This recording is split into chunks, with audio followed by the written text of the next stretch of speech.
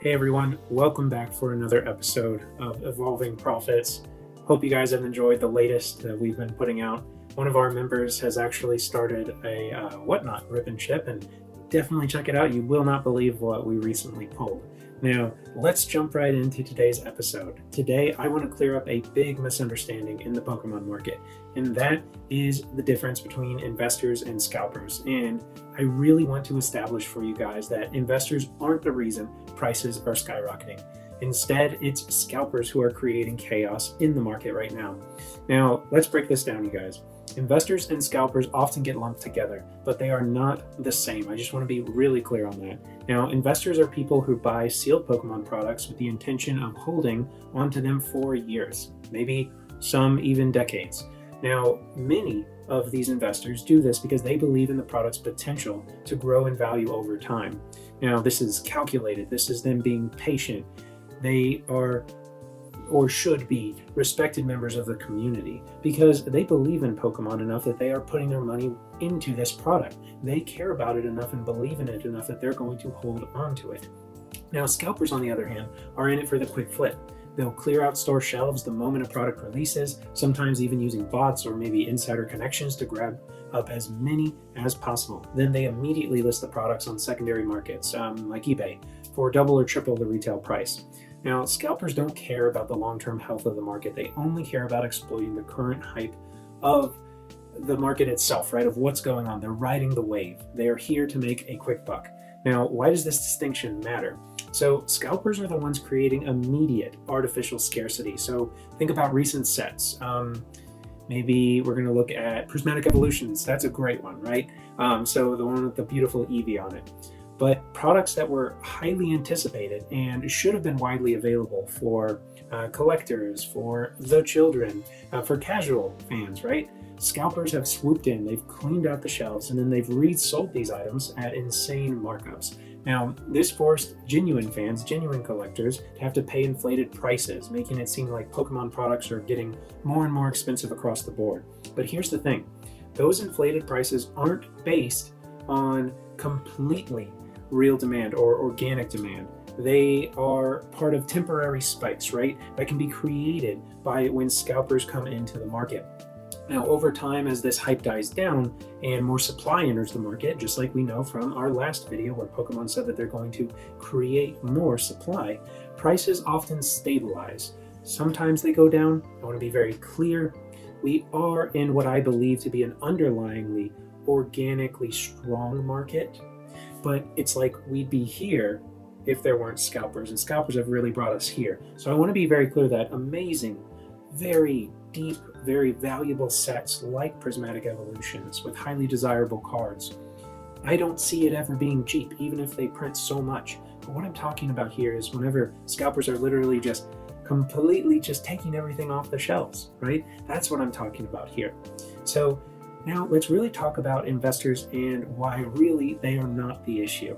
Now, investors aren't out there clearing shelves. Often they're buying gradually, sourcing products at good prices. Maybe they have distribution or have a connection with someone who has distribution. But by holding on to products, by putting them away for the long term, investors actually help stabilize the market. Yes, you heard that right. Investors are a positive for the market. They can help establish historical data for price growth. It gives collectors an idea of how a product's value can increase over time, because those of us, like here at Evolving Profits, as we are investors, we really put our money where our mouth is, right? And let's just dive back. Let's look at WotC era. Let's talk about base set. This value of the base set booster box here, it's grown consistently over the years. And this is thanks to the collectors who desire to open those cards or collect the cards that are in those packs, and investors who have believed in it all this time, even back from 1999, right? Someone has to still have the product for it to even be available. Now, that is really what it means to be at a core of an investor. They understand the importance of preserving the sealed product. They enjoy it enough to hold on to it. That kind of growth over time is organic, and it reflects real demand from the community. And I want to be very clear that we are experiencing that even right now, but it is the scalpers that are taking us up to that next level. And keep in mind, this won't last forever, right? But I was really inspired by this watching a recent Pokebeard video, and I'm going to put this clip right here of where he showed and responded of how investors, just like I've been talking about, really are a positive. Now again, compare that to what scalpers do. Scalpers cause panic buying. They artificially inflate prices. Just look at that small dip that we immediately had with Prismatic Evolutions on release weekend last weekend. Now, they are the ones creating this volatile market where people feel pressured to overpay, or they'll have FOMO, right? So the fear of missing out. Now, investors, on the other hand, care about the long-term health of the market because that's where they put their money. It depends on the community's success, the Pokemon community's success. The real problem here isn't long-term investors, it is scalpers. Now, I'm not saying scalpers are the only issue. Retailers could do things to prevent scalping, like enforcing purchase limits rather than letting one person buy out the entire shelf that just got restocked at Walmart or Target. Keeping products off shelves until release day, not putting them out early. But as collectors, we also play a role. What I want to say here is that if you feel hurt by the scalping market that we're in right now, well, then wait. You have to learn patience. This won't always last. You can also buy from trusted sellers. Think PokeNE, who honored all of his MSRP orders and some below MSRP orders for Prismatic Evolutions, and even had to buy off the open market to be able to fulfill those orders. You can support those types of businesses, but overall, let the hype settle. Keep in mind, guys, this community is built on passion, nostalgia, fun. It's not built on artificial scarcity. And investors understand that and want to see the market succeed for years to come.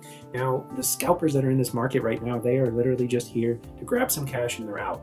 So guys, the next time someone says investors are ruining the Pokemon market, remember, it is not the investors driving up the prices, it's the scalpers. And we are all in this together as a community, collectors and investors. So make sure that you're doing what you can to grow your collection or grow your profits in the way that you enjoy. This is, after all, a hobby. Don't let the scalpers bother you.